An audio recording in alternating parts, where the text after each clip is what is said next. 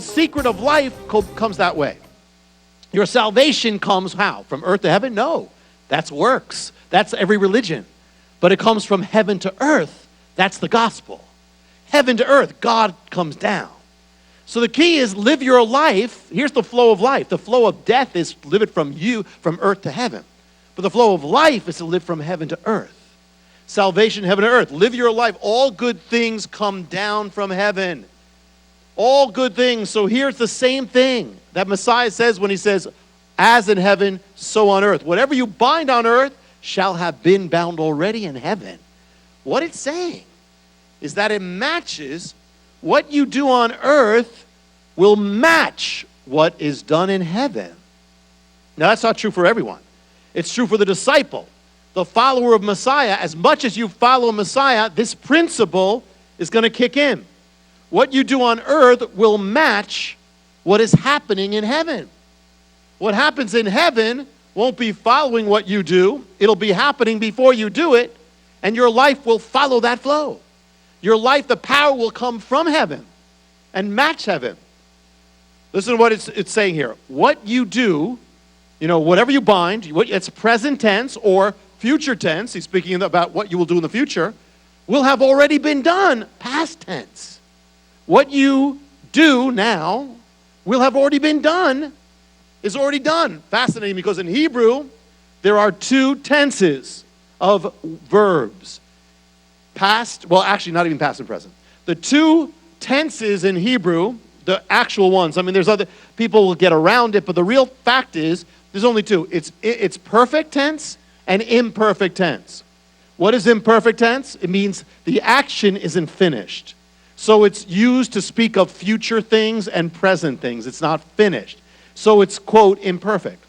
But the perfect tense is spoken of to mean past things because it's finished. Things in the past are finished, so it's perfect. But the strange thing in Hebrew is it's not bound by time. Sometimes you can read something in the Bible in the original language, and it's speaking about something that's already finished, past, but it says, no, it's talking about the future. It's saying as if it's already done, but it's not done yet it's done already. For instance, when you read Isaiah 53, you notice something? As you're reading it, much of it is past tense. But it's future. But where's the answer? Because this is spoken before Messiah comes, 700 years, so what's the answer? The answer is that it's spoken in the perfect tense. The salvation, the atonement, the death of Messiah is a perfect work.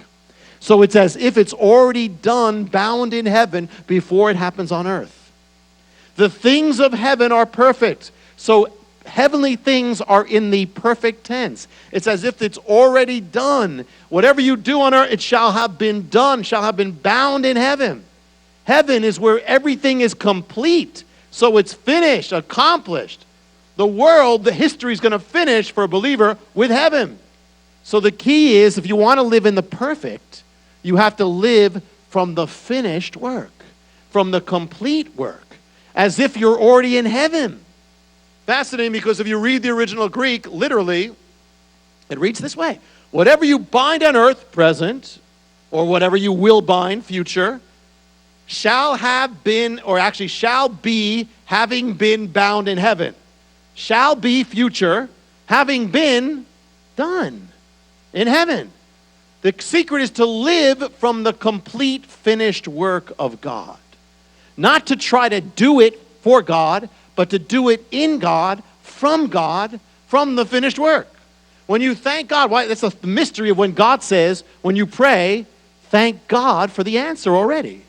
It's already a finished work in heaven if it's God's will. You're living from the future, from the perfect, finished already.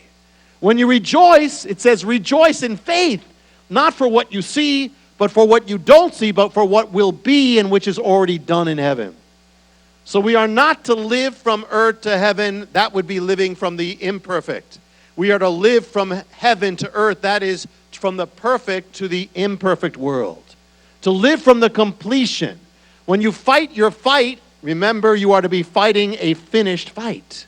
A battle. You're fighting a battle that's already won. That's the key. It is already done. Live from it. The finished work of joy, the finished work of righteousness, what God has to do in your life. Live from the finish. You believe God. Lord, I believe it. This is what you call me to be, and I'm going to live from that. not a spirit of incompletion. Like, hey, I'm living from, I have to get there, I have to get to heaven. No, that's not the gospel. That's religion. But here it's saying, whatever you bind or loose, it shall have been already bound. Those who live in the Spirit will bind on earth what is already bound by God in heaven. They will loose on earth what already has been loosed in heaven when you live in the Spirit. You know, Peter could come up, the one who hears this, he could come up to the Temple Mount and see a man who's crippled and say, rise and walk. Now, did Peter make him well? No, God did. But Peter was loosing what had already been loosed in heaven. The mystery of the perfect and the imperfect, heaven and earth, is linked to the mystery of destiny. And this message is called the Destiny Principle. The child of God is to live to his or her destiny. There is a destiny. There is a will of God for your life, and it's precise, it's specific, it is finished in God, it is bound in heaven, and it is to be bound on earth. And when the two come together, what happens on earth and heaven, that's when you say, I'm walking into my destiny. You see, that's the outworking of destiny.